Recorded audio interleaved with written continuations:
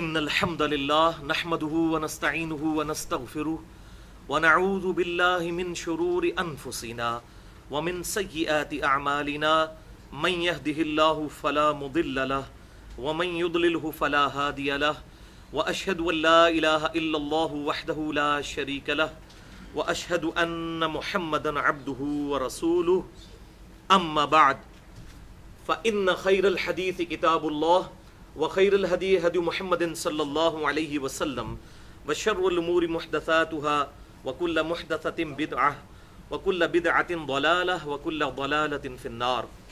أعوذ بالله السميع العليم من الشيطان الرجيم من همزه ونفخه ونفثه. بسم الله الرحمن الرحيم. رب اشرح لي صدري ويسر لي أمري واحلل عقدة من لساني يفقهوا قولي. بسم الله الرحمن الرحيم. ان الله وملائكته يصلون على النبي يا ايها الذين آمنوا صلوا عليه وسلموا تسليما. اللهم صل على محمد وعلى ال محمد كما صليت على ابراهيم وعلى ال ابراهيم انك حميد مجيد. اللهم بارك على محمد وعلى ال محمد كما باركت على ابراهيم وعلى ال ابراهيم انك حميد مجيد. الحمدللہ آج قرآن کلاس نمبر 134 میں 21 جون 2014 کو ہم انشاءاللہ تعالی سورۃ التوبہ کی آیت نمبر 7 سے شروع کریں گے. سورۃ التوبہ کی پہلی 6 آیات کے کانٹیکسٹ میں نے پچھلی دفعہ تقریباً 70 منٹ گفتگو کی تھی، جو ہماری ویب سائٹ اہل سنت پاک .com پر مسئلہ نمبر 89 کے نام سے اپلوڈ ہو چکی ہے، اور اس کا عنوان ہے سورۃ التوبہ سے متعلق 5 اہم علمی پوائنٹس اور حج اکبر کی تعریف. آج انشاءاللہ ہماری یہ جو تقریباً 55 منٹ کی کلاس ہے، اس میں ہم سورۃ التوبہ کی آیت نمبر 7 سے شروع کریں گے. بسم اللہ الرحمن الرحیم. اب اس کا کانٹیکسٹ وہی ہے جو 6 آیات ڈسکس ہو چکی، جو میں مختصر آج کے لیکچر سے اس کا تعلق جوڑنے کے لیے دوبارہ بیان کر دیتا ہوں 2-3 منٹ میں، کہ سورۃ التوبہ اللہ تعالیٰ کی طرف سے ایک ننگی تلوار بن کے اتری، اور اس کے شروع میں بسم اللہ الرحمن الرحیم بھی نہیں ہے. اس کے حوالے سے میں نے 5 علمی پوائنٹس پچھلی دفعہ ڈسکس کیے تھے. بہرحال اس توبہ میں مشرکین عرب کو سورۃ التوبہ کے اندر لاسٹ الٹیمیٹم دیا گیا کہ اب تمہارے پاس 4 مہینے کا ٹائم ہے، یا تو اسلام قبول کر لو یا پھر جزیرہ عرب چھوڑ کر وہاں سے چلے جاؤ، ادروائز جہاں پر پائے جاؤ گے قتل کیے جاؤ گے. اور ساتھ یہ بھی اناؤنسمنٹ ہو گئی کہ بس اب اس سال کے بعد کوئی مشرک خانہ کعبہ شریف میں داخل نہیں ہو سکتا، حج نہیں کر سکتا. اور میں نے یہ بتایا تھا کہ مکی دور کے اندر 13 سال جو قرآن پاک نازل ہوا، اس میں مسلسل اللہ تعالیٰ کی طرف سے مشرکین عرب کو یہ دھمکیاں ملتی رہیں کہ اگر تم ہمارے پیغمبر صلی اللہ علیہ وسلم پر ایمان نہیں لاؤ گے تو وہ عذاب جو کہ اگلی قوموں پر آیا، قوم نوح پر، قوم شعیب پر، قوم موسیٰ پر، قوم لوط پر، قوم ہود پر، قوم صالح علیہ السلام اجمعین، اس طرح کا عذاب تم پر بھی آ جائے گا. لیکن اس دفعہ اللہ تعالیٰ نے عذاب کی شکل بدل دی، اور وہ آج آیت بھی آ جائے گی سورۃ التوبہ کی آیت نمبر 14 کہ اللہ تعالیٰ نے اپنے ڈیوائن وزڈم سے یہ ڈیسیژن کیا کہ اس دفعہ عذاب کی شکل یہ ہوگی کہ قتال کے ذریعے مسلمانوں کے ہاتھوں کافروں کو عذاب دلوایا جائے گا. یہ ہے اصل میں کانٹیکسٹ اس کا، جو مشرکین عرب کو 4 مہینے کا ٹائم دیا گیا کہ اس کے اندر اندر یا اسلام قبول کر لو یا 4 مہینے کے اندر اندر یہ علاقہ چھوڑ کر چلے جاؤ. جس طرح اگلی قوموں پر عذاب آتا تھا، اللہ تعالیٰ اہل ایمان کو بچا لیتا تھا اور کافروں کو ہلاک کر دیتا تھا، تو 4 مہینے کے اندر تمہارے ساتھ ہلاکت ہوگی. لیکن اس دفعہ اللہ تعالیٰ نے سنت اپنی اس طرح فرمائی کہ مسلمانوں کے ذریعے، قتال کے ذریعے ان پر یہ عذاب آیا. سورۃ الانفال میں بھی ہم پڑھ چکے ہیں کہ اے مشرکین عرب، تم کہتے تھے کہ فیصلے کا دن کب آئے گا، تو لو غزوہ بدر کی شکل میں پہلی عذاب کی قسط قبول کرو. بالکل اس طریقے سے جس طرح موسیٰ علیہ السلام کے مخالفین کو اللہ تعالیٰ نے محلات سے نکال کر سمندر میں غرق کیا، مشرکین عرب کو بھی غزوہ بدر میں اپنے علاقوں سے نکال کر بدر کے مقام پر لا کر اللہ تبارک و تعالیٰ نے ان کو ذلیل و خوار کیا. 70 ان کے سردار مارے گئے، 70 کے قریب قید ہوئے اور مسلمانوں کی دھاک ان پر بیٹھ گئی. اسی طریقے سے اس عذاب استیصال کی دوسری شکل جو ہے، دوسری قسط، وہ غزوہ احد کی فارم میں 3 ہجری میں آئی، اور پھر غزوہ خندق کی فارم میں 5 ہجری کے اندر، اور 6 ہجری پر صلح حدیبیہ ہو گئی، جب مشرکین عرب نے مسلمانوں کو ایز اے پاور تسلیم کر لیا. اور اس سے اگلے سال یہودیوں پر چڑھائی ہوئی غزوہ خیبر 7 ہجری میں، اور 8 ہجری میں فتح مکہ ہو گیا. اور فتح مکہ کے ہی تقریباً 3 ہفتے کے بعد غزوہ حنین ہوئی، جو آخری جنگ تھی مشرکین عرب کے ساتھ، بنو حوازن اور بنو ثقیف کے ساتھ، جس میں اللہ تعالیٰ نے مسلمانوں کو فتح دی، اور یوں مسلمانوں کی دھاک عرب پہ بیٹھ گئی. اور پھر 9 ہجری کے اندر غزوہ تبوک ہوا.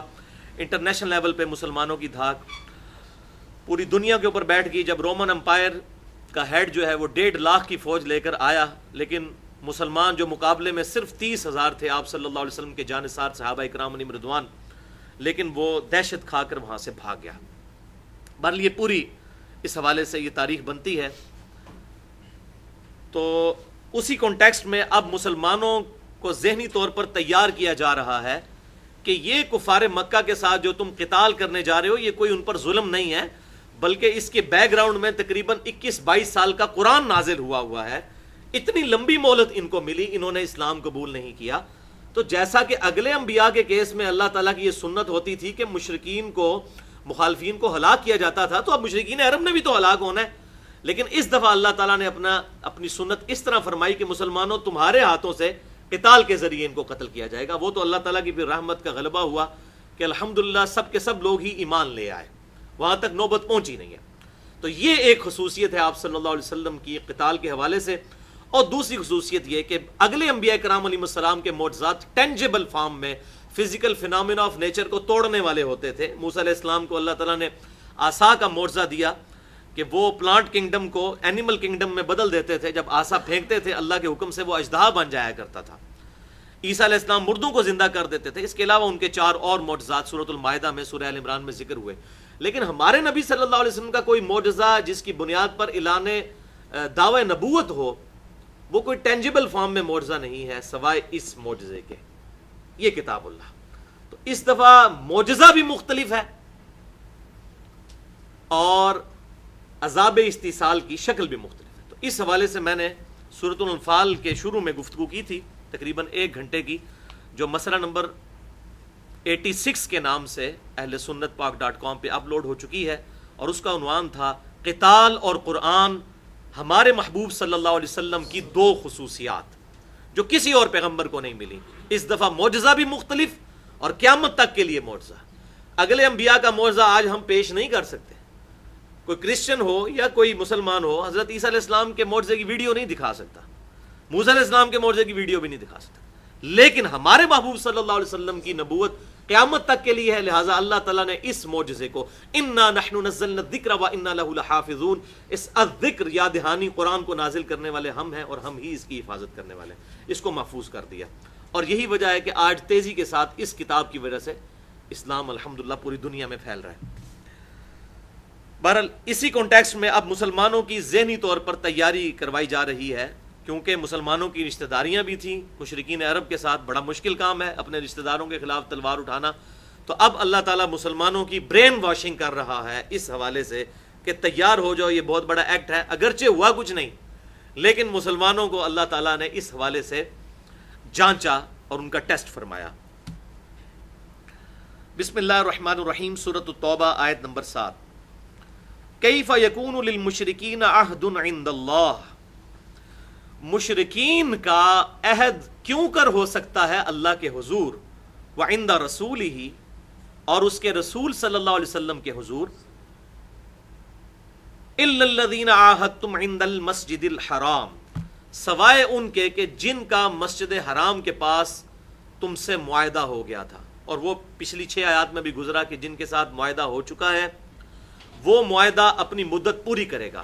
لیکن جو مشرکین عرب نے صلح حدیبیہ کا معاہدہ یونیلیٹرلی ون سائیڈڈ توڑ دیا تھا، ان کا معاہدہ اب رینیو نہیں ہوگا، بلکہ مسلمان اب فتح مکہ کے لیے ان کے اوپر چڑھائی کریں گے، اور وہ سارا معاملہ ہوا. کیسے مشرکین کا عہد ہو سکتا ہے اللہ اور اس کے رسول کے ہاں؟ یعنی اللہ اور اس کے رسول کی دعوت بالکل مختلف، مشرکین کا بالکل دین الگ، ان دونوں کی آپس میں کو ایگزسٹنس ہو ہی نہیں ہو سکتی، سوائے اس کے کہ وقتی طور پر پولیٹیکلی مسلمانوں کو ان کے ساتھ معاہدہ کرنا پڑا۔ فَمَسْتَقَامُوا لَكُمْ فَاسْتَقِيمُوا لَهُمْ، اگر وہ اپنے اس معاہدے پر قائم رہیں تو تم بھی استقامت اختیار کرو اپنے معاہدے پر۔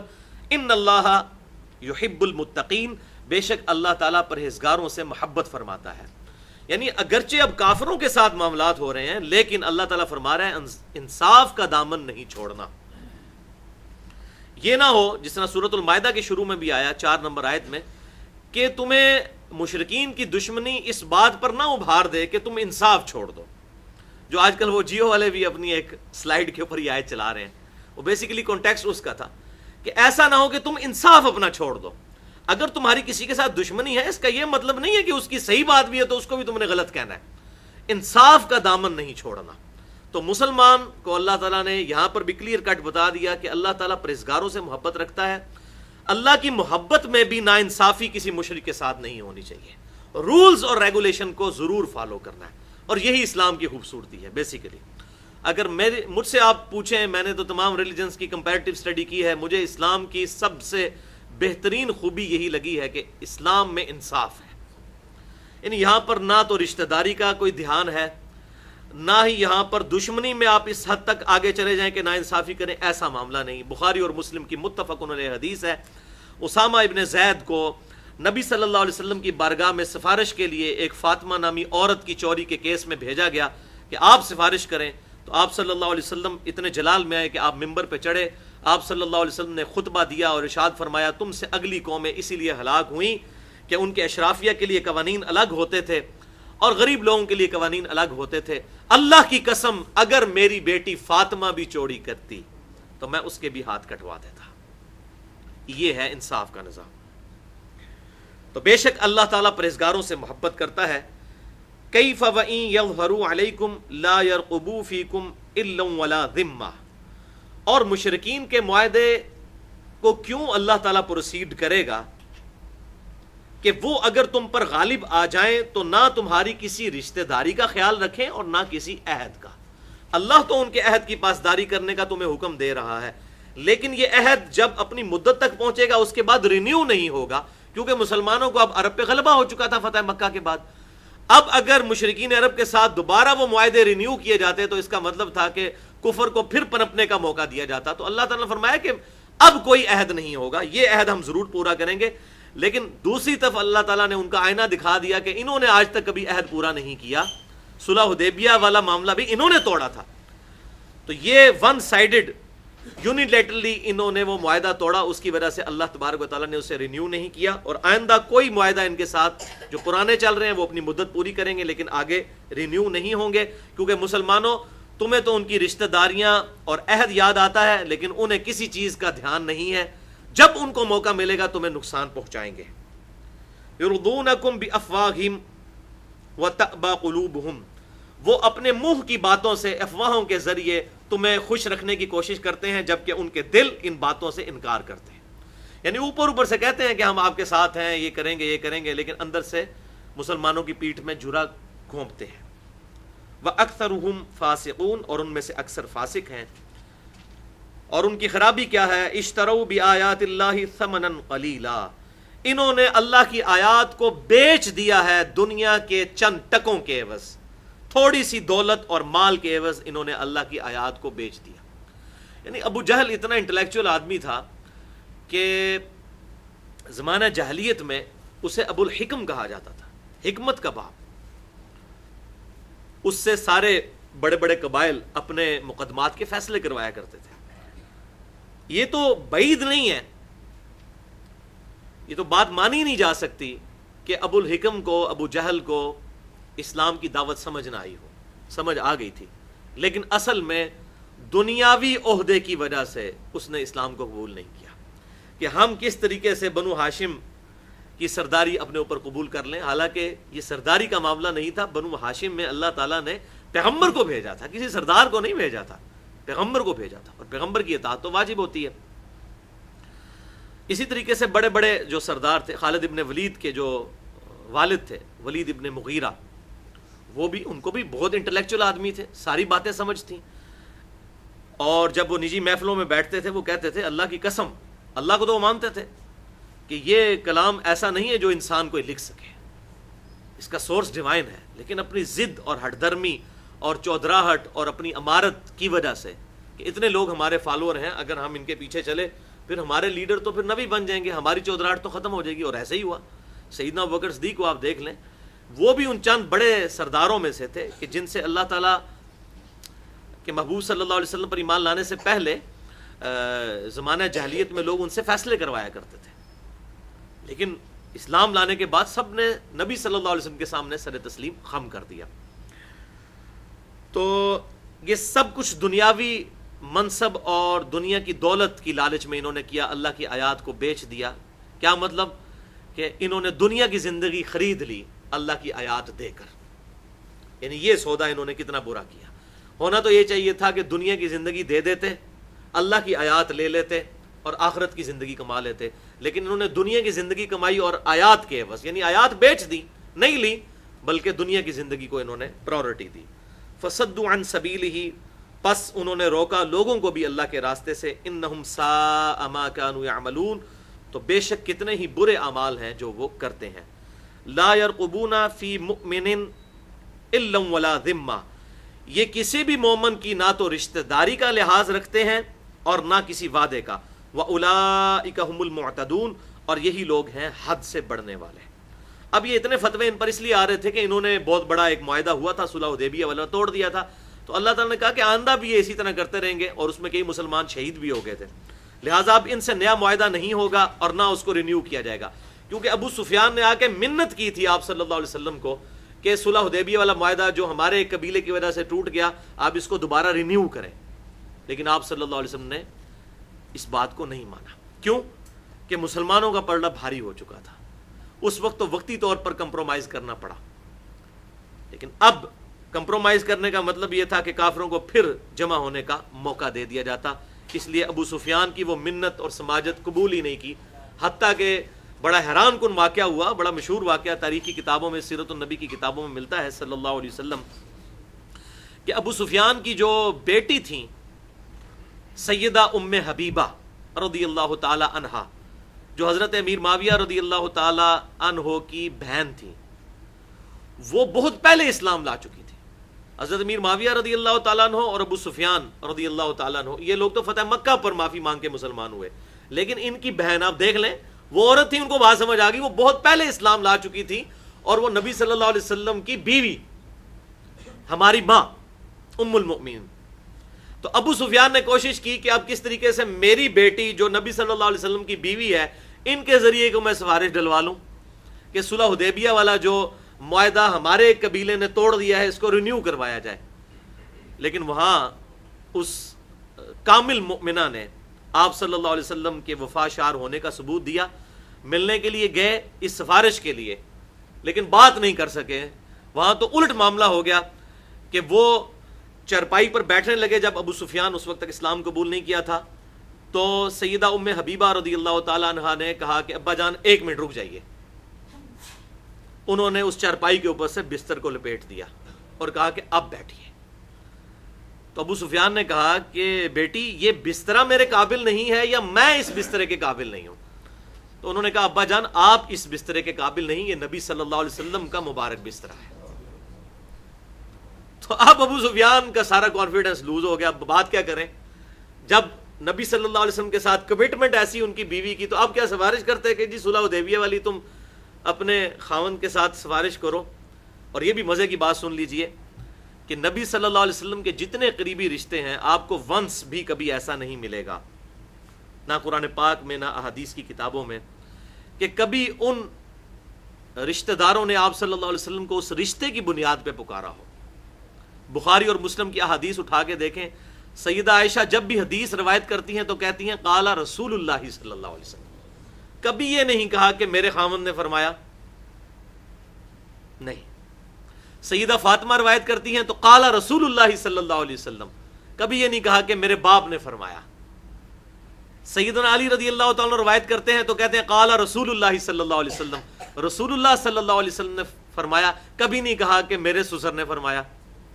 سیدنا ابو بکر و عمر رضی اللہ تعالی عنہما جب بھی روایت کرتے ہیں تو کہتے ہیں قال رسول اللہ صلی اللہ علیہ وسلم، کبھی یہ نہیں کہتے ہمارے داماد نے کہا۔ تو یہ سورۃ الحجرات میں واضح طور پر حکم آیا تھا کہ یاد رکھو مسلمانوں کہ بے شک اللہ کے رسول تم میں موجود ہیں، اور سورۃ الاحزاب کے اندر پورے نبی صلی اللہ علیہ وسلم کے گھر کے آداب بھی سکھائے گئے مسلمانوں کو کہ ان کو اس حوالے سے نہ دیکھنا کہ یہ تمہارے داماد یا تمہارے سسر یا تمہارے باپ یا بیٹوں کی مانند ہیں جو بڑی بوڑھی عورتیں ہیں ان کے حوالے سے، نہیں، یہ اللہ کے رسول ہیں، ان کے اس رشتے کا خیال رکھنا ہے صلی اللہ علیہ وسلم۔ داماد تو بیٹوں کی جگہ ہوتا ہے، لیکن پرائورٹی کا رشتہ ہے کہ وہ اللہ کے رسول صلی اللہ علیہ وسلم ہے۔ تو وہی سیدہ ام حبیبہ نے ثبوت دیا اپنے کامل الایمان ہونے کا کہ انہوں نے آپ صلی اللہ علیہ وسلم کے مبارک بسترے کو سمیٹ لیا اور ابو سفیان کو اس بسترے پر نہیں بیٹھنے دیا۔ فَإِن تَابُوا وَأَقَامُوا الصَّلَاةَ، تو پس اگر یہ مشرکین توبہ کر لیں اور نماز قائم کر لیں، وَآتَوُا الزَّكَاةَ، اور زکوٰۃ دینا شروع کر دیں، فَإِخْوَانُكُمْ فِي الدِّينِ، تو وہ تمہارے بھائی بن جائیں گے دین میں۔ ایسا نہیں ہوگا کہ ان کی اب توبہ کا دروازہ بند ہو چکا ہے، اب بھی وہ توبہ کریں تو اللہ تعالیٰ ان کی توبہ قبول کر لے گا۔ میں یہ کہتا ہوں کہ اللہ تعالیٰ کے علاوہ یہ کس کا حوصلہ ہو سکتا ہے اور کس کا صبر ہو سکتا ہے؟ اللہ اکبر۔ بخاری اور مسلم کی متفق علیہ حدیث ہے، آپ صلی اللہ علیہ وسلم فرماتے ہیں سب سے بڑھ کر صبر کرنے والا اللہ ہے۔ لوگ اس کے لیے بیٹا تجویز کرتے ہیں لیکن وہ لوگوں سے روٹی نہیں، ان کا رزق نہیں روکتا، ان کو مہلت دیے جاتا ہے۔ اور یہ اللہ کا صبر اور حوصلہ کہ اللہ تعالیٰ فرما رہا ہے کہ اگرچہ 22 سال کا مکی قرآن موجود ہے پیچھے دھمکیوں سے بھرا ہوا، لیکن اب بھی یہ توبہ کر لیں تو ان کا اسلام قبول ہو جائے گا۔ اور آپ دیکھ لیں ابو سفیان نے بھی اسلام قبول کر لیا، واشی نے بھی اسلام قبول کر لیا، کن کن لوگوں نے اسلام قبول کر لیا کہ جن کی وجہ سے اسلام کو، مسلمانوں کو سخت تکلیفیں پہنچی تھی۔ تو وہ تمہارے بھائی ہیں اب دین کے اندر اگر وہ نماز قائم کریں اور زکوٰۃ دیں۔ لہٰذا اس آیت سے بھی یہ ثبوت ملا کہ سیدنا و مولانا ابو بکر الصدیق رضی اللہ تعالیٰ عنہ کا جو قتال تھا منکرین زکوٰۃ کے خلاف وہ بالکل حق تھا، کیونکہ اسلام لانے کے بعد اگر اسلامی گورنمنٹ قائم ہو جائے تو جس طریقے سے نماز فرض ہے اس طریقے سے بیت المال میں زکوٰۃ کو جمع کروانا بھی ضروری ہے۔ اب تو معاملہ ذرا ڈیفرنٹ ہے، ہم بیت المال کے اوپر اعتبار نہیں کرتے، الٹا گورنمنٹ نے ہمارے اوپر ٹیکسز لگائے ہوئے ہیں، حالانکہ اسلام میں کوئی ٹیکس نہیں ہے سوائے زکوٰۃ کے۔ زکوٰۃ کے ذریعے ہی سارے پبلک ویلفیئر کے کام کیے جائیں گے، لیکن اب چونکہ مسلمانوں کو اپنے حکمرانوں کے اوپر اور سسٹم کے اوپر اعتبار نہیں، لہٰذا لوگ اپنی زکوٰۃ خود نکالتے ہیں۔ ادروائز اگر اسلامی حکومت ہو، بیت المال موجود ہو، تو پھر زکوٰۃ کو وہاں پر جمع کروانا ہوگا، اور جو پھر زکوٰۃ سے انکار کرے گا تو وہ اسی طریقے سے انکار ہے جیسے کوئی نماز سے انکار کرتے ہیں۔ تو اسی لیے سیدنا ابوبکر صدیق رضی اللہ تعالیٰ عنہ نے ان کے خلاف قتال کیا۔ وَنُفَصِّلُ الْآيَاتِ لِقَوْمٍ يَعْلَمُونَ، اور ہم نے کھول کھول کر بیان کر دی ہیں اپنی آیات ان کے لیے جو علم رکھنے والے لوگ ہیں، جو واقعی اپنا انٹلیکٹ استعمال کرتے ہیں، تو ہر بات کھول کر بیان کر دی ہے۔ وَإِن نَكَثُوا أَيْمَانَهُم مِّن بَعْدِ عَهْدِهِمْ وَطَعَنُوا فِي دِينِكُمْ، اور اگر یہ لوگ توڑ دیں اپنی قسمیں اور اپنے معاہدے بعد اس معاہدے کے بعد اور تان کریں تمہارے دین پر، فَقَاتِلُوا أَئِمَّةَ الْكُفْرِ، تو قتال کرو کفر کے پیشواؤں کے ساتھ، اِنَّهُمْ لَا أَيْمَانَ لَهُمْ، ان کی کوئی قسم نہیں ہے، کوئی ان کا پختہ ارادہ نہیں ہے، لَعَلَّهُمْ يَنْتَهُونَ، تاکہ یہ عہد شکنی سے باز آ جائے۔ اب اس آیت کے اندر اللہ تعالیٰ نے واضح طور پر حکم فرما دیا کہ اگر اپنا یہ معاہدہ توڑ دیں تو ان کے ساتھ تم نے یہ معاملہ کرنا ہے، اور وہی ہوا، انہوں نے معاہدہ توڑ دیا سورہ حدیبیہ والا، اور اللہ تبارک و تعالیٰ نے قتال کی مسلمانوں کو ان کے خلاف اجازت دی اور کہا کہ ائمۃ الکفر کے خلاف قتال کرو۔ یہ ائمۃ الکفر کون ہے؟ کفر کے امام، اس سے مراد ہے قریش مکہ، کیونکہ پورے عرب کے اندر ان کو امام کے طور پر مانا جاتا تھا، لیڈرشپ ان کے پاس تھی، کیونکہ جتنے عرب کے اندر قبائل تھے سب نے اپنے اپنے جھوٹے خداؤں کے بت جو ہیں وہ خانہ کعبے کے اندر سجائے ہوئے تھے 360 کے قریب۔ تو قریش جو ہیں، جو مکے کے متولی تھے، وہ لیڈرشپ ان کے پاس تھی، کوئی بھی قبیلہ قریش کو راستے میں بھی نہیں لوٹتا تھا، ان کے ساتھ جو ہے وہ بدتمیزی کا رویہ بھی اختیار نہیں کرتا تھا، نہ بد لحاظی کرتا تھا، اس لیے کہ ان کو یہ ڈر تھا کہ یہ ہمارا خدا اٹھا کے وہاں سے باہر نکال دیں گے خانہ کعبے سے۔ اس لیے قریش ائمۃ الکفر تھے، کفر کے امام تھے۔ تو اللہ تعالیٰ نے کہا کہ قریش کے ساتھ اب تمہیں قتال کرنا ہوگا، اور ساتھ ایک اور دلیل بھی دے دی، الا تقاتلون قوما نکثوا ایمانہم، کیا تم اس قوم کے ساتھ قتال نہیں کرو گے کہ جنہوں نے اپنے عہد کو اور قسم کو توڑ ڈالا، وہموا باخراج الرسول، اور انہوں نے تو رسول کو وہاں سے نکالنے کا ارادہ بھی کیا تھا۔ کس طریقے سے آپ صلی اللہ علیہ وسلم کو مکہ شریف سے نکلنا پڑا، وہم بدؤکم اول مرہ، اور یہی تو ہیں جنہوں نے پہلی دفعہ تم پر جنگ تھوپی تھی، یعنی پہلی دفعہ جنگ کا آغاز تو انہوں نے کیا۔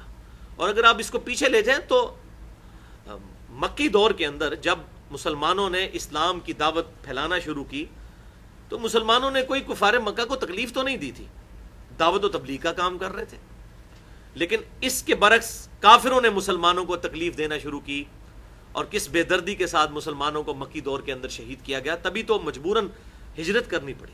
اور سیدنا عمار ابن یاسر رضی اللہ تعالی عنہ، ان کے والد اور والدہ کو کس طریقے سے ظلم کے ساتھ ابو جہل نے شہید کیا، جو اسلام کے پہلے شہید ہیں، سیدنا یاسر اور سیدہ سمیہ رضی اللہ تعالی عنہما۔ اللہ اکبر۔ تو انہوں نے نبی صلی اللہ علیہ وسلم کو بھی مکے سے نکالا اور مسلمانوں کے ساتھ ظلم کیا، وہم بدؤکم اول مرہ، اور یہ وہی ہیں کہ جنہوں نے پہلی دفعہ خود تمہارے ساتھ لڑائی کا آغاز کیا تھا۔ اب اس کے اندر بھی امپلائڈ ہے کہ اسلام جو ہے یہ پیس اور امن کا ریلیجن ہے، مسلمانوں کو اگر یہ جنگیں لڑنا پڑیں تو ان کی ابتدا ان کی طرف سے ہوئی، ان کو اس دعوت حق کو قبول کرنا چاہیے تھا۔ اتخشونہم، تو مسلمانوں کیا تم ان سے ڈرتے ہو؟ فاللہ احق ان تخشوہ، تو اللہ تعالیٰ اس چیز کا زیادہ حقدار ہے کہ تم اس سے ڈرو، ان کنتم مؤمنین، اگر تم واقعی ہی مؤمن ہو۔ اب یہ ڈرنا یہ نہیں تھا کہ مسلمانوں میں کوئی بزدلی تھی، ڈرنا یہ تھا کہ رشتہ داریاں تھیں، قریبی رشتہ داریاں، اور پھر کئی ایسے مسلمان بھی تھے کہ جو خود تو ہجرت کر کے مدینہ آ گئے تھے، لیکن ان کے بیوی بچے جو ہیں وہ مکے میں ہی تھے۔ ان کو یہ ڈر تھا کہ جب یہ ایسے معاملات ہوں گے تو ہو سکتا ہے ہمارے بیوی بچوں کو نقصان پہنچائیں، تو اللہ تعالیٰ نے کہا اگر مؤمن ہو تو وہ جو میں اکثر بات بولتا ہوں کہ دودھ پینے والے مجنونی اللہ کو چاہیے، اللہ تعالیٰ نے انسان کو آزمانا ضرور ہے۔ وَلَنَبْلُوَنَّكُمْ بِشَيْءٍ مِّنَ الْخَوْفِ وَالْجُوعِ وَنَقْصٍ مِّنَ الْأَمْوَالِ وَالْأَنفُسِ وَالثَّمَرَاتِ، ضرور آزمائے جاؤ گے۔ اگر تم مؤمن ہو تو خدشہ نہ کرو ان کا، بلکہ اللہ تعالیٰ سے ڈرو، اور مسلمانوں کو یہ حکم دیا گیا کہ تم قتال کے لیے آمادہ ہو۔ اب وہ آیت آ گئی ہے جس کا میں اکثر حوالہ دیتا رہا کئی لیکچرز میں، سورۃ التوبہ کی آیت نمبر 14، قاتلوہم یعذبہم اللہ بایدیکم، مسلمانوں ان کے ساتھ قتال کرو، اللہ تعالیٰ تمہارے ہاتھوں سے ان کو عذاب دے گا۔ جو میں نے کہا عذاب استیصال اس دفعہ اللہ تعالیٰ نے مسلمانوں کے ہاتھوں سے دلوایا۔ ایسا نہیں ہوا کہ یہ سمندر میں غرق ہو، نہ ایسا ہوا کہ پتھروں کی بارش ہو، نہ ایسا ہوا کہ کوئی چنگھاڑ آئے، ایسا معاملہ نہیں ہوا۔ ان سے قتال کرو، یعذبہم اللہ بایدیکم، اللہ تعالیٰ عذاب دے گا ان کو تمہارے ہاتھوں کے ذریعے، ویخزہم، اور انہیں رسوا کرے گا، وینصرکم علیہم، اور اللہ تعالیٰ ان کے مقابلے پر تمہاری مدد فرمائے گا، ویشفی صدور قوم مؤمنین، اور اللہ تعالیٰ مومنین جو ہیں، مومنین کی جو قوم ہے یعنی کہ اہل ایمان جو ہیں، ان کے سینوں کو اللہ تعالیٰ شفا بخشے گا، ٹھنڈک پہنچائے گا کفار کے ساتھ ایسے معاملات کر کے۔ ظاہر ہے وہ بیچارے بھی کئی سالوں سے سلگ رہے تھے اس حوالے سے۔ وَيُذْهِبْ غَيْظَ قُلُوبِهِمْ، اور یوں اللہ تعالیٰ ان کا غصہ ان کے دلوں کا دور فرما دے گا۔ وَيَتُوبُ اللَّهُ عَلَى مَن يَشَاءُ، اور اللہ تعالیٰ اپنی رحمت کے ذریعے متوجہ ہوتا ہے جس کے لیے چاہے۔ وَاللَّهُ عَلِيمٌ حَكِيمٌ، اللہ تعالیٰ علم والا اور حکمت والا ہے۔ ام حسبتم ان تترکوا ولما يعلم اللہ الذین جاہدوا منکم، کیا تم نے یہ گمان کر لیا کہ اللہ تعالیٰ تمہیں ویسے ہی چھوڑ دے گا، جبکہ اللہ تعالیٰ نے ابھی جانچ نہیں کی تم میں سے کہ جو لوگ کوشش کرتے ہیں اللہ کی راہ میں، جہاد کرتے ہیں یا قتال کرتے ہیں، کوشش کرتے ہیں، وَلَمْ يَتَّخِذُوا مِن دُونِ اللَّهِ وَلَا رَسُولِهِ وَلَا الْمُؤْمِنِينَ وَلِيجَةً، اور نہ ہی اللہ تعالیٰ نے جانچا ہے ابھی ان لوگوں کو کہ جنہوں نے اللہ اور اس کے رسول صلی اللہ علیہ وسلم اور مومنین کو چھوڑ کر کسی اور کو اپنا جگری دوست اور محرم راز نہیں بنایا. اہل ایمان کو تو چاہیے اللہ اور اس کے رسول اور مومنین کو اپنا جگری دوست بنائے. تو ایسے مومنین کو اللہ تعالیٰ نے ابھی نہیں جانچا، تو یہ جانچنے کا ابھی مرحلہ آ گیا قتال کی فارم میں. واللہ خبیر بما تعملون، اور اللہ تعالیٰ کو خبر ہے جو کچھ تم کرتے ہو. ما کان للمشرکین ان یعمروا مساجد اللہ، کسی مشرک کے لیے یہ روا نہیں ہے کہ وہ اللہ کی مسجدوں کو آباد کرے، شاہدین علی انفسہم بالکفر، جبکہ وہ خود گواہی دیتا ہے اپنی جان کے اوپر کفر کی. اب یہ بیسیکلی ٹونٹ کروائی جا رہی ہے قریش مکہ کو. انہیں یہ زہم تھا کہ ہم مکے کے متولی ہیں، مکہ ہمارے پاس ہے، خانہ کعبہ شریف میں ہم حاجیوں کی خدمات کرتے ہیں، تو ہمارے پاس تو اتنی بڑی بڑی نیکیاں موجود ہیں.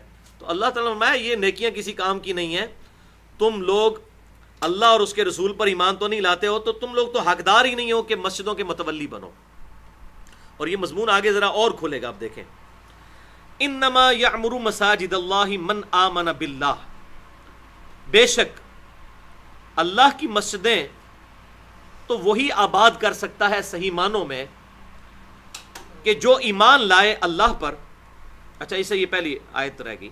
اولئک حبطت اعمالہم وفی النار ہم خالدون، یہی وہ بد نصیب لوگ ہیں کہ جن کے اللہ تعالیٰ نے اعمال اکارت کر دیے ہیں اور وہ ہمیشہ رہیں گے دوزخ میں. یعنی یہ مسجدوں کو آباد کرنا ان کو کوئی نفع نہیں دے گا اگر یہ اللہ اور اس کے رسول پر ایمان نہ لے کر آئے. انما یعمر مساجد اللہ، بے شک مسجدیں تو صحیح معنوں میں اللہ کی وہی آباد کر سکتا ہے من آمن باللہ، جو ایمان لائے اللہ پر، والیوم الآخر، اور آخرت کے دن پر، واقام الصلاۃ، اور نماز کو قائم کرے، وآت الزکاۃ، اور زکوٰۃ دے، ولم یخش الا اللہ، اور اللہ کے علاوہ کسی سے نہ ڈرتا ہو. فعسى اولئک ان یکونوا من المہتدین، تو ایسے لوگ ہیں جن کے بارے میں امید کی جا سکتی ہے کہ ان قریب وہ ہدایت پانے والوں میں ہو جائیں گے. یعنی قیامت والا دن اللہ تعالیٰ ان کی رہنمائی فرما دے گا اپنی رحمت کے مقام جنت میں. اب یہ سخت بات آ رہی ہے جو آج کل کے بھی لوگوں کے اعتبار سے بڑی اہم ہے. اجعلتم سقایۃ الحاج وعمارۃ المسجد الحرام، کیا تم نے برابر ٹھہرا لیا ہے حاجیوں کو پانی پلانا اور مسجد حرام کی خدمت کرنا، کس کے؟ کمن آمن باللہ والیوم الآخر، ان لوگوں کے برابر جو اللہ پر ایمان لے کر آئے اور آخرت پر ایمان لے کر آئے. وجاہد فی سبیل اللہ، اور انہوں نے اللہ کی راہ میں جہاد کیا. لا یستوون عند اللہ، یہ دونوں گروہ اللہ کے حضور برابر نہیں ہو سکتے. واللہ لا یہدی القوم الظالمین، اللہ تعالیٰ ظالموں کو ہدایت نہیں دیتا. یعنی مسجد حرام کی خدمت کرنا اور حاجیوں کو پانی پلانا حج کے موقع پر، تم سمجھتے ہو یہ اتنی بڑی نیکی ہے کہ یہ نیکی اللہ اور اس کے رسول پر ایمان لانے، یوم آخرت پر ایمان لانے. یہاں پر رسول کا ذکر نہیں آیا لیکن امپلائڈ ہے کہ اللہ کی دعوت رسول کے ذریعے آئی تھی، نماز کی دعوت، زکوٰۃ کی دعوت، تو رسول پر ایمان لانا تو امپلائڈ ہے، وہ تو پہلے نمبر پہ ہے. اس کے برابر نہیں ہو سکتے یہ چیزیں. آج کل بھی آپ دیکھ لیں کہ ہماری مسلمانوں کی جو مسجدیں ہیں، خصوصاً پاکستان کے اندر تو یہ کلچر ہے کہ جو علاقے کا بڑا بدماش اور پولیٹیکل لیڈر ہوتا ہے، یہ سب سے بڑا سمگلر ہوتا ہے علاقے کا، وہ مسجد کا صدر ہوتا ہے. اس نے صرف عید کے عید ہی مسجد میں آنا ہوتا ہے، اور وہ یہ سمجھتا ہے چونکہ میں فائنینشلی سب سے زیادہ مسجد کو سپورٹ کر رہا ہوں، اور مسجد کے جو چھوٹے بڑے معاملات ہوتے ہیں، کبھی بجلی کے بل کا مسئلہ ہو جاتا ہے، کبھی سوئی گیس کا مسئلہ ہو جاتا ہے، کبھی کوئی اور ایشو ہوتے ہیں، تو مسجد کے حوالے سے جتنے ایشوز ہیں یہ میں ریزالو کرتا ہوں، بڑھ چڑھ کے میں ان چیزوں میں حصہ لیتا ہوں. اور جو سال بعد ایک دو کوئی جلسے ہو جاتے ہیں، اس میں شیرنی وغیرہ تقسیم کرنے میں بھی میرا بڑا کردار ہوتا ہے. تو یہ تمام چیزیں جو ہے نا، یہ مجھے انشاءاللہ قیامت الدین بخشوا لیں گی. یہ اس کے ذہن میں بھی بات ہوتی ہے. تو ان آیات کو یہ نہ سمجھیں کہ 1400 سال پرانی آیات ہے. بالکل اس طریقے سے اگر بیت اللہ شریف کی خدمت اور وہاں حاجیوں کو پانی پلانا یہ فائدہ مند نہیں ہو سکتا جب تک کہ اس طریقے سے اللہ اور اس کے رسول پر ایمان نہ لایا جائے اور نماز نہ پڑھی جائے، زکوٰۃ نہ ادا کی جائے. تو مسلمانوں کے لیے بدرجہ اولا یہ حکم ہے اگر مسلمان بھی یہ کام کریں گے تو وہ بھی اتنے بڑے مجرم ہیں کہ وہ یہ سمجھ لیں کہ بس یہ مسجد کی خدمت ہمارے لیے کافی ہے. تو اس حوالے سے یہ چیز ذہن نشین کرنی چاہیے آج کل کے لوگوں کو بھی، جو اپنی مسجد کی خدمت کو یہ سمجھتے ہیں کہ اب ہمیں نماز پڑھنے کی، باقی کام کرنے کی زیادہ حاجت نہیں.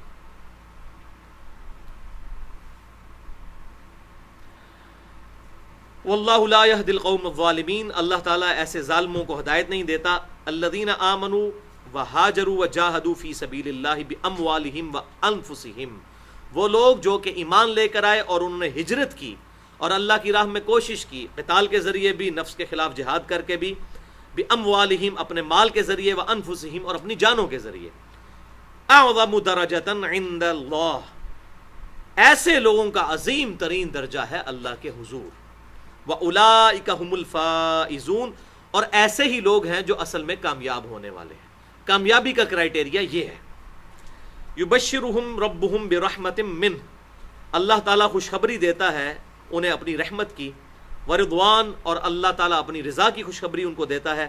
وَجَنَّاتٍ لَهُمْ فِيهَا نَعِيمٌ مُقِيمٌ، اور اس جنت کی کہ جس میں وہ ہمیشہ ہمیشہ رہیں گے، ان کے لیے نعمتیں دائمی ہوں گے، دائمی ہوں گی. نعیم مقیم. خالدین فیہا ابدا، ہمیشہ رہیں گے اس میں. ان اللہ عندہ اجر عظیم، بے شک اللہ تعالیٰ کے پاس ہے اجر عظیم. یا ایھا الذین آمنوا لا تتخذوا آباءکم واخوانکم اولیاء. اب یہ دو آیات سخت ترین آیت ہیں پورے قرآن پاک میں. سورۃ التوبہ کی آیت نمبر 23 اور 24. اے ایمان والو، مت بناؤ اپنے ماں باپ کو اور اپنے بھائیوں کو دوست. ان استحب الکفر علی الایمان، اگر وہ کفر سے زیادہ محبت کریں ایمان کی نسبت، تو یہ ان کے ساتھ دلی محبت اسی وقت تک ہے جب تک وہ ایمان لے کر آئیں. اگر ایمان نہیں لے کر آتے پھر دلی محبت نہیں. لیکن ماں باپ اگر مشرک بھی ہیں، ان کے ساتھ جو اخلاق کا رویہ ہے، وہ دنیاوی معاملات وہ اسی طریقے سے رہیں گے، لیکن دلی محبت ان کے ساتھ نہیں ہوگی. اگر وہ کفر کو ترجیح دیتے ہیں ایمان پر. وَمَن يَتَوَلَّهُم مِّنكُمْ، اور جو کوئی ان کو اپنا جگری دوست بنائے گا، فَأُولَئِكَ هُمُ الظَّالِمُونَ، تو ایسے ہی لوگ ہیں ظالم.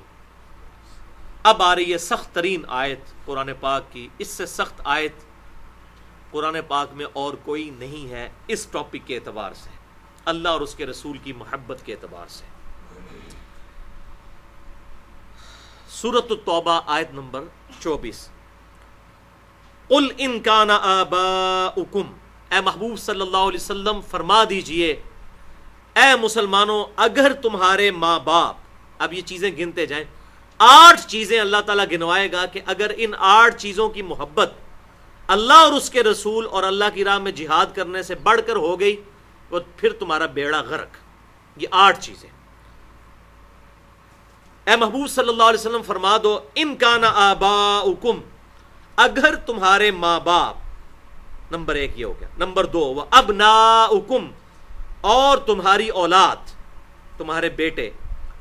وَإِخْوَانُكُمْ، تیسری چیز، اور تمہارے بھائی. وَأَزْوَاجُكُمْ، یہ چوتھی چیز، تمہاری بیویاں. وَعَشِيرَتُكُمْ، یہ 5ویں چیز، اور تمہارا جتنی رشتہ داریاں اور کنبہ ہے. وَأَمْوَالُ نِقْتَرَفْتُمُوهَا، یہ 6ٹھی چیز، اور وہ مال جو تم نے بڑی محنت سے کمایا ہے. وَتِجَارَةٌ تَخْشَوْنَ كَسَادَهَا، اور وہ کاروبار کہ جس کی مندی کا ہر وقت تمہیں اندیشہ لگا رہتا ہے. یہ 7ویں چیز. 8ویں چیز وَمَسَاكِنُ تَرْضَوْنَهَا، اور وہ گھر کہ جنہیں تم پسند کرتے ہو، جن جگہوں پہ تم رہتے ہو. اگر یہ 8 چیزیں، کون کون سی؟ تمہارے ماں باپ، تمہاری اولاد، تمہارے بھائی، تمہاری بیویاں، تمہارے رشتہ دار، تمہارا قریبی کنبہ جو ہے، تمہارے مال جو تم نے بڑی محنت سے کمائے، اور تمہاری تجارت جس کی مندی کا تمہیں خوف رہتا ہے.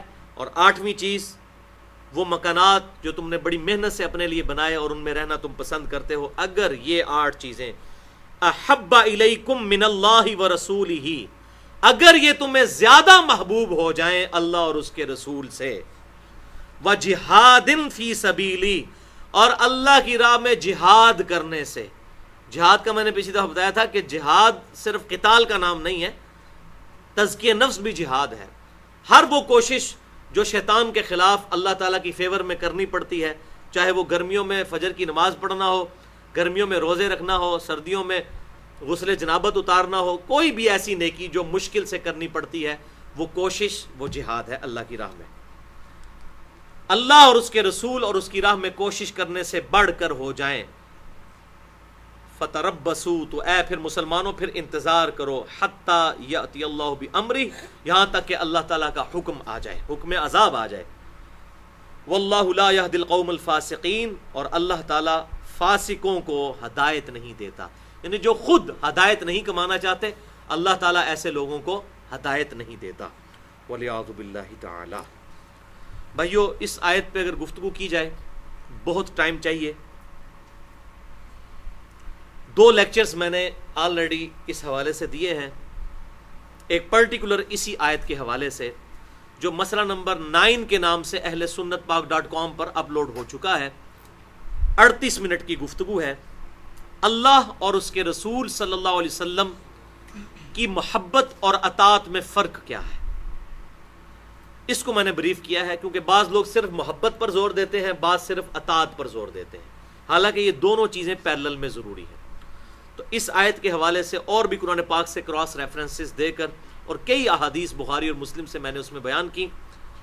ایک یہ لیکچر، اور دوسرا لیکچر ہے 94 منٹ کی گفتگو مسئلہ نمبر 51 کے نام سے رزق حرام کی مذمت، دنیا پرستی کا انجام اور اس کا علاج. اس میں میں نے قرآن پاک سے کراس ریفرنس کے طور پر جو دنیا پرستی کی مذمت میں آیات آئی ہیں اور 17 احادیث بخاری اور مسلم سے میں نے بیان کی ہیں.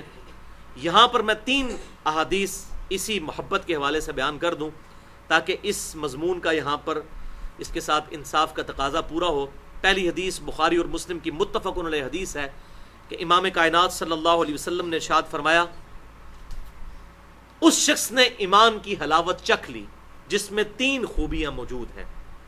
نمبر 1، اللہ اور اس کا رسول صلی اللہ علیہ وسلم اسے پوری دنیا میں سب سے بڑھ کر محبوب ہو جائے، اس کو ایمان کی لذت ملے گی. یہ بخاری اور مسلم کی متفق علیہ حدیث ہے کتاب الایمان والے چیپٹر میں. نمبر 2، اس کی دوستی اور دشمنی کی بنیاد اللہ کی ذات ہو جائے، اللہ کے لیے محبت رکھے، اللہ کے لیے دشمنی رکھے. اور نمبر 3، کفر کی طرف لوٹنا اس کے لیے اتنا ہی مشکل ہو جائے جتنا زندہ آگ میں جلایا جانا، یعنی وہ آگ میں جلنے کے لیے تیار ہو جائے لیکن اپنا ایمان نہ چھوڑے. یہ 3 نشانیاں جس میں ہوں گی اس کو ایمان کی مٹھاس نصیب ہو جائے گی، اور واقعی اس کے بغیر نہیں نصیب ہو سکتی. اللہ. دوسری حدیث صحیح بخاری اور صحیح مسلم کی متفق علیہ حدیث ہے یہ بھی، کہ آپ صلی اللہ علیہ وسلم نے فرمایا، یہ بھی ایمان کے چیپٹر میں ہے، تم میں سے اس وقت تک کوئی شخص مؤمن ہی نہیں ہو سکتا جب تک کہ میں اسے اس کے ماں باپ، اولاد اور سب لوگوں سے بڑھ کر عزیز نہ ہو جاؤں.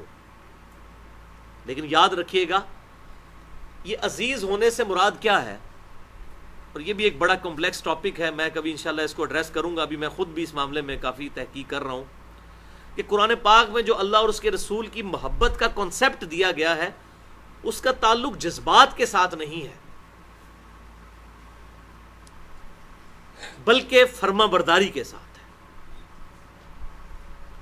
اور اللہ کے خوف کے ساتھ یہ چیزیں جڑی ہوئی ہیں. ظاہر ہے کہ انسان جس طریقے سے اولاد کے ساتھ محبت کرتا ہے یا بیوی کے ساتھ محبت کرتا ہے، بالکل بین ہی اس طرح کا رشتہ محبت کا اللہ تعالیٰ کے ساتھ نہیں ہوتا، کیونکہ اللہ تعالیٰ تو جذبات سے پاک ہے. اس کے ساتھ کیا ہے ہمارا رشتہ؟ اس کی اطاعت کے حوالے سے ہے کہ اس کو ہم نے پرائورٹی دینی ہے.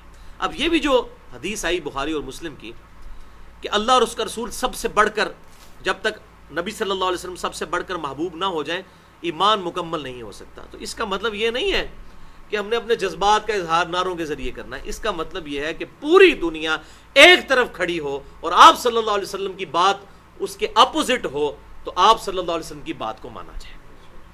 یہ نہیں ہے کہ جی میں داڑھی اس لیے نہیں رکھتا کہ میری بیوی جو ہے وہ ناراض ہو جاتی ہے، ماں کہندی ہے میں تینوں دودھ نہیں بخشاں گی یہ تو داڑھی رکھ لی. یا عورت کہ جی میں حجاب اس لیے نہیں کر سکتی کہ میں باقی سہیلیوں سے شرمندگی محسوس کروں گی، تو پھر اللہ رسول سے کیا محبت ہوئی؟ تو محبت یہ ہے کہ پوری دنیا ایک طرف ہو اور اللہ اور اس کے رسول صلی اللہ علیہ وسلم کا فرمان دوسری طرف، اور یہی وہ چاشنی تھی جو صحابہ کرام علیہم رضوان کو نصیب تھی، تبھی تو پوری دنیا انہوں نے زیر زبر کر دی۔ چند سالوں کی مدت کے اندر دونوں بڑی سپر پاورز، چاہے وہ پرشین امپائر ہو یا رومن امپائر ہو، گرا دی انہوں نے صرف اپنی کمٹمنٹ کی وجہ سے۔ تو یہ جو میں بات کر رہا ہوں یہ اپنی طرف سے نہیں کر رہا، اس کے ثبوت میں صحیح بخاری میں حدیث ہے، کتاب الاعتصام بالکتاب السنہ چیپٹر، امام بخاری نے پورا باب باندھا ہے کتاب و سنت کو مضبوطی سے پکڑنا۔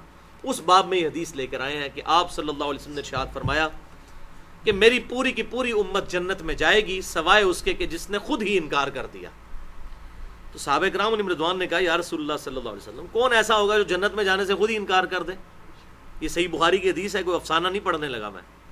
تو آپ صلی اللہ علیہ وسلم نے فرمایا جس نے میری اطاعت کی وہ جنت میں جائے گا، اور جس نے میری نافرمانی کی اس نے میرا انکار کر دیا۔ بات بالکل کلیئر ہے، یعنی اگر بات ہی نہیں ماننی تو پھر پیغمبر کہاں کا مانا؟ تو وہ جو میں نے بات کہی تھی کہ اللہ اور اس کے رسول کی محبت کا سب سے بڑا تقاضا یہ ہے کہ ان کی اطاعت کی جائے، اور یہ دونوں چیزیں انٹرلیٹڈ ہیں، جو جتنی اطاعت اور پیروی کرے گا اس کے دل میں اتنی ہی محبت ہوگی۔ اس کی وجہ یہ ہے کہ دنیا میں بھی ہم جس کام کے لیے زیادہ ایفرٹ پٹ کرتے ہیں، مال کے ساتھ انسان کو کیوں محبت ہوتی ہے؟ اولاد کو اتنی محبت نہیں ہوتی باپ کی کمائی کے ساتھ جو باپ کو خود اپنی کمائی کے ساتھ ہوتی ہے، کیوں؟ اس نے محنت کر کے کمائی ہوتی ہے۔ تو دنیا میں بھی جب انسان اسلام کو پریکٹس کرتا ہے، اللہ اور اس کے رسول عز و جل و صلی اللہ علیہ وسلم کے احکامات کو پریکٹس کرتا ہے، تو یہ بار بار پریکٹس کرنا اور عبادت پر استقامت اختیار کرنا، فرما برداری پر استقامت اختیار کرنا، یہ خود بخود محبت پیدا کر دیتا ہے، کیونکہ قربانی نہیں ہوتی ہے نا جی، اس کی وجہ سے باتیں سنی ہوتی ہیں۔ جو چیز بغیر قربانی کے حاصل ہو جائے اس کی انسان کو قدر نہیں ہوتی۔ تو اطاعت کریں گے تو محبت اور بڑھ کر آئے گی۔ یہی وجہ ہے کہ الحمدللہ جو لوگ اطاعت میں آگے ہوتے ہیں وہ بھی محبت میں بھی وہی لوگ ہی آگے ہوتے ہیں۔ یہ نعرے نورے لگانے والے لوگ جو ہے نا، یہ بس ان سے جذباتی کام تو کروائے جا سکتے ہیں کہ جی ابھی فلاں دن منایا جا رہا ہے تو آپ یہ کر دیں، لیکن ان کو یہ کہا جائے کہ بھائی یہ آپ جو میں نے وہ گستاخانہ فلم اور کارٹون پہ لیکچر ریکارڈ کروایا تھا مسئلہ نمبر 49، اس میں نے کہا تھا کہ جتنے پاکستان کے اندر وہ یوم عشق رسول جو منایا گیا، اس میں جتنی توڑ پھوڑ کی، وہ زیادہ تر لوگ آپ کو وہ نظر آئیں گے جنہوں نے داڑھی وغیرہ نہیں رکھی ہوئی ہے اور پریکٹسنگ، بظاہر وہ پریکٹسنگ مسلمان نہیں ہے، لیکن اگر انہی لوگوں کو کہیں کہ یہ کافروں نے مسلمانوں کے دل کو ٹھیس پہنچائی ہے آپ صلی اللہ علیہ وسلم کی داڑھی مبارک کا مذاق اڑا کے، اور کارٹونوں کے اندر کبھی تو آپ کی پگڑی کے اندر بم دکھایا ہے اور کبھی آپ کی داڑھی مبارک کے اندر بم دکھا کے تو آپ کے کارٹون بنائے ہیں، تو آپ ذرا تھوڑی جرت کریں اور آپ صلی اللہ علیہ وسلم کی خوشنودی کی خاطر داڑھی کی نیت کر لیں، تو یہ مشکل ہو جائے گا، بہت مشکل ہو جائے گا۔ باقی کام کرنے آسان ہو جائیں گے، توڑ پھوڑ بہت آسان ہے۔ یا آپ اب نیت کریں کہ آپ صلی اللہ علیہ وسلم نے فرمایا کہ نماز میری آنکھوں کی ٹھنڈک ہے، تو آپ نیت کریں کہ آج کے بعد میں 5 وقت نماز جو ہے وہ کوشش کر کے تکبیر اولیٰ کے ساتھ مسجد میں ادا کروں گا، یہی نیت فرما لیں، تو کہیں گے نہیں یہ بہت مشکل کام ہے۔ اب ان کو کہیں گے جی یہ بندوق اٹھائیں اور اتنے ہندو جا کے مار دیں یا فلاں جگہ بم پھاڑ دیں، وہ کہیں ہاں جی ایک کام اسی کر لیں گے، حالانکہ یہ بالکل غلط طریقہ ہے۔ اسلام اس چیز کی کوئی اجازت نہیں دیتا کہ آپ دعوت و تبلیغ کو چھوڑ کے اس طریقے سے نہتے لوگوں کے اوپر جو ہے وہ بم مار دیں یا ان کو قتل کر دیں، والعیاذ باللہ تعالی۔ تو بہرحال یہ بات کرنا بڑا آسان ہے محبت کی، اس کو پریکٹس کرنا بڑا مشکل ہے۔ اب اگلی آیت کے اندر غزوہ حنین کا ذکر آ رہا ہے، آیت نمبر 25 سورۃ التوبہ کی۔ غزوہ حنین جو ہے یہ آخری کوشش تھی مشرکین عرب کی مسلمانوں کے خلاف لڑنے کی۔ فتح مکہ کے بعد چونکہ مکہ مسلمانوں کے پاس آ گیا تو اب ان کی کمر تو ٹوٹ گئی تھی، لیکن ایک آخری کوشش تھی قبیلہ حوازن اور قبیلہ ثقیف کی طرف سے۔ یہ بڑے جنگجو لوگ تھے، اور باقی پھر وقت نے ثابت کیا کہ چاہے پرشین امپائر ہو یا رومن امپائر، ان کو گرانے والے جن لوگوں کا بڑا کردار تھا وہ انہی قبیلوں کے لوگ تھے جو بعد میں مسلمان ہو گئے، قبیلہ حوازن اور بنو ثقیف۔ یہ بنو ثقیف سے ہی جو ہے وہ محمد بن قاسم بھی تھا اور مختار سقفی جو ہیں وہ بھی اسی قبیلے سے تھے جنہوں نے قاتلین حسین کا بدلہ لیا تھا. تو یہ بنو ثقیف بہت جنگجو قوم تھی اور تیر انداز تھے.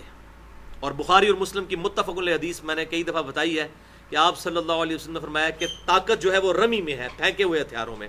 آج بھی دنیا نے یہ مانا ہے کہ پھینکے ہوئے ہتھیار جو ہیں یہ سب سے بڑی طاقت ہے. آج کے دور میں وہ میزائل ہیں، یا پہلے وہ توپ تھی، اس سے پہلے تیر تھے، تو یہ تیر انداز تھے. تو فتح مکہ کے فوراً بعد تقریباً 3 ہفتے کے بعد یہ مشرکین عرب جمع ہوئے اور انہوں نے ارادہ کیا کہ ایک آخری کوشش کر کے دیکھ لیں مسلمانوں کے خلاف. تو آپ صلی اللہ علیہ وسلم نے پھر ان کے خلاف بھی قتال کے لیے آمادہ ہوئے، چونکہ وہ اپنی پوری فوج لے کر آ گئے تھے. کافی بڑا لشکر تھا ان کا، لیکن وہاں پر مسلمانوں کی تعداد ان کے مقابلے میں زیادہ تھی. اور جب تعداد زیادہ تھی تو چاروں نہ چار شیطان کا وسوسہ مسلمانوں کے دل میں آ گیا، اور صحابہ اکرام میں یہ گفتگو شروع ہو گئی کہ بدر میں تو ہم بہت تھوڑے تھے اور ان پر غالب آئے تھے، آج ہم تعداد میں ان سے زیادہ ہیں، آج تو یقیناً فتح ہماری ہے. بس اللہ تعالیٰ کو تو یہ جملہ پسند نہیں آتا نا. اور پھر ایسی آزمائش آئی کہ صرف 80 بندے آپ صلی اللہ علیہ وسلم کے ساتھ رہ گئے 12,000 کے لشکر میں سے. 80 بندے سب پیٹ پھیر کے بھاگ گئے جب انہوں نے تیر چلانے شروع کیے، قبیلہ حوازن اور قبیلہ ثقیف نے. اور وہ ابھی اس میں ذکر بھی آ جائے گا کہ مسلمانوں تمہیں رستہ نہیں تھا اپنا نظر آتا، اس طرح تم بھاگے، اور تمہیں اس وقت یہ بھی خیال نہیں رہا کہ اللہ کے رسول کو چھوڑ کے بھاگ رہے ہو. آپ صلی اللہ علیہ وسلم نے استقامت دکھائی. ظاہر آپ کا تو ایمان کنوکشن والا تھا، تو آپ صلی اللہ علیہ وسلم جو ہے رجز پڑھتے ہوئے پھر کافروں کے اس لشکر میں داخل ہو گئے. اور وہ رجز تھا انا النبی لا کذب انا ابن عبد المطلب. اس میں کوئی شک نہیں کہ میں اللہ کا رسول ہوں، میں جھوٹا نہیں ہوں، اور میں ابن عبد المطلب ہوں، میں عبد المطلب کا بیٹا ہوں. یعنی میرا دنیاوی طور پہ بھی خاندان اعلیٰ ترین خاندان ہے، اور میں اللہ کا پیغمبر بھی ہوں، اور مجھے اس میں کوئی شک نہیں ہے، یہ کوئی جھوٹی بات نہیں ہے. اور وہی کنوکشن تھی کہ آپ صلی اللہ علیہ وسلم جب آگے بڑھے، پھر حضرت عباس ابن عبد المطلب رضی اللہ تعالیٰ عنہ کو حضور صلی اللہ علیہ وسلم نے حکم فرمایا کہ وہ اناؤنسمنٹ کریں. تو پھر انہوں نے اناؤنسمنٹ کی کہ کدھر گئے بدر کے غازی اور احد کے غازی اور خندق کے غازی، کہ نبی صلی اللہ علیہ وسلم تمہیں پکار رہے ہیں.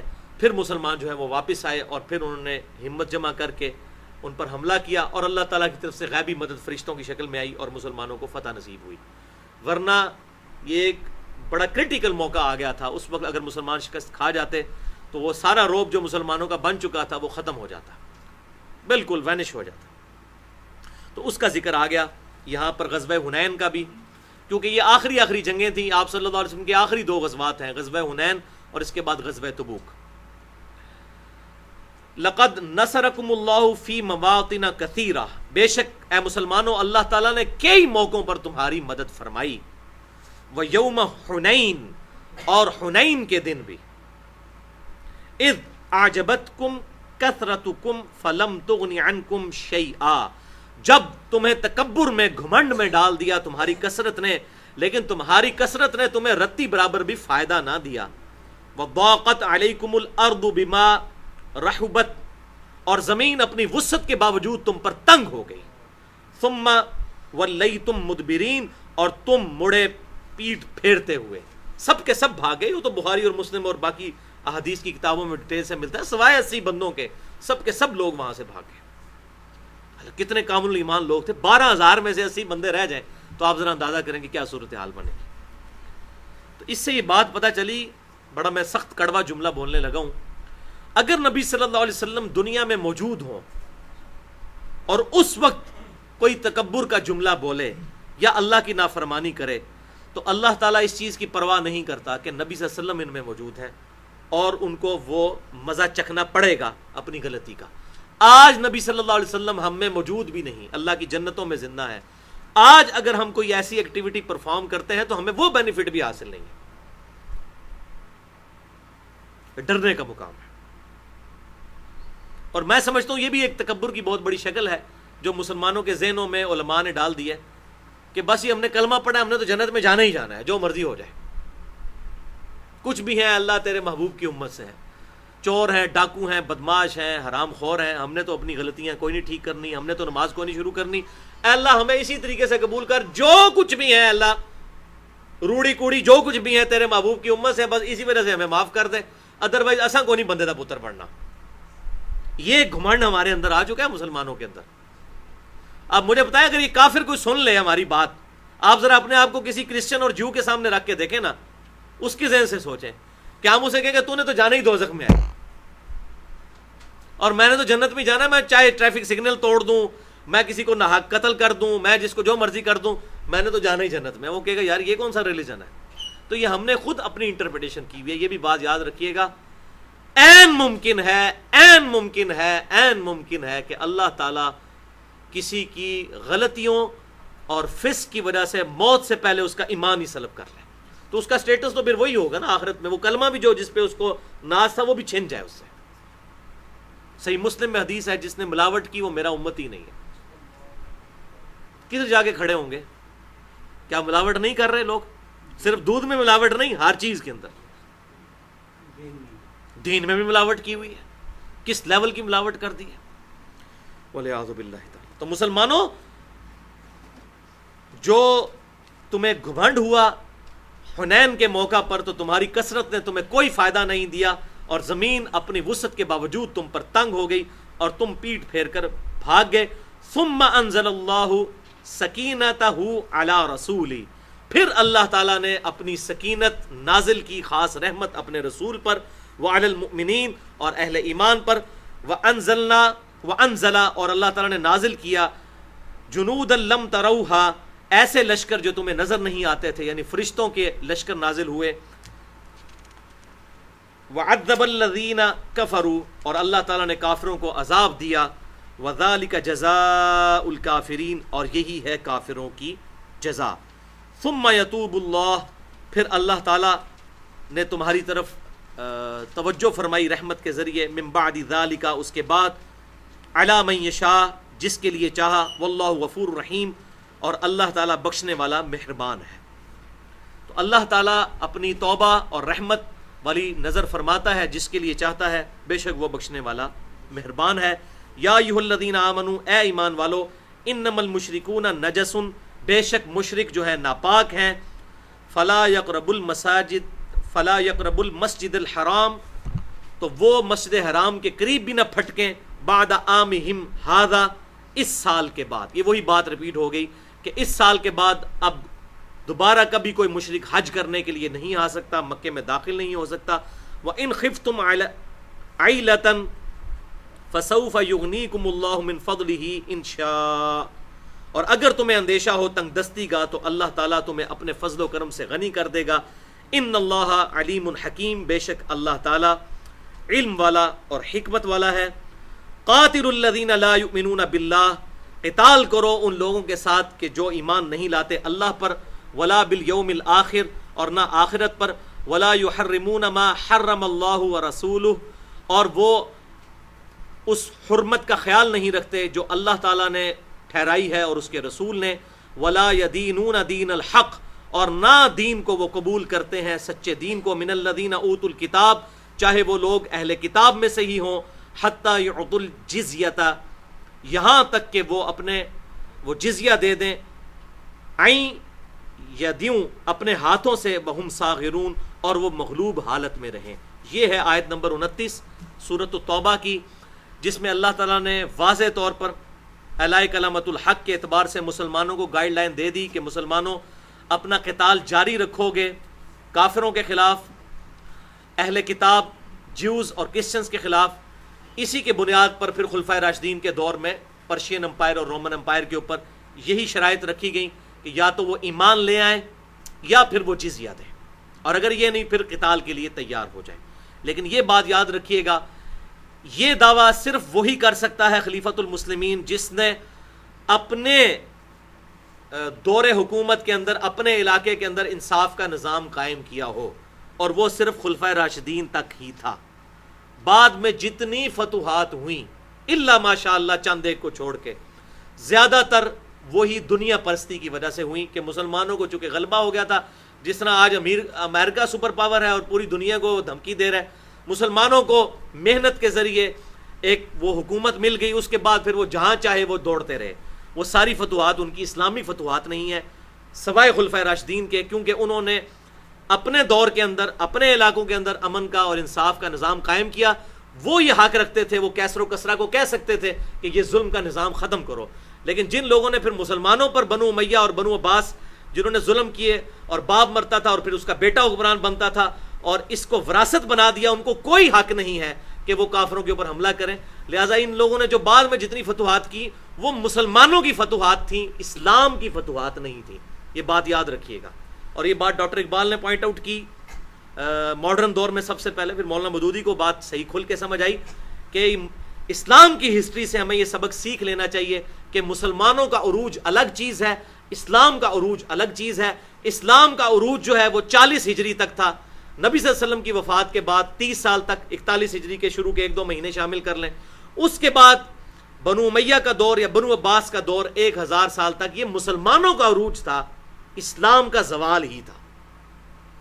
اور اس کی پھر زوال کی پھر مسلمانوں کا بھی زوال شروع ہو گیا.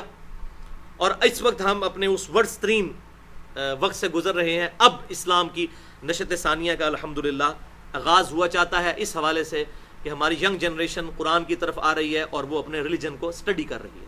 بہرحال جزیہ کے حوالے سے میں 2 حدیثیں بتا دوں کہ یہ اللہ تعالیٰ کی طرف سے حکم آیا کہ قتال کرنا ہے اہل کتاب کے خلاف یہاں تک کہ وہ جزیہ دینے پر آمادہ ہو جائیں، یا تو جزیہ دیں یا قتال کریں یا مسلمانوں کے حوالے اپنی حکومت کر دیں. تو یہ جزیہ کیا ہوتا تھا؟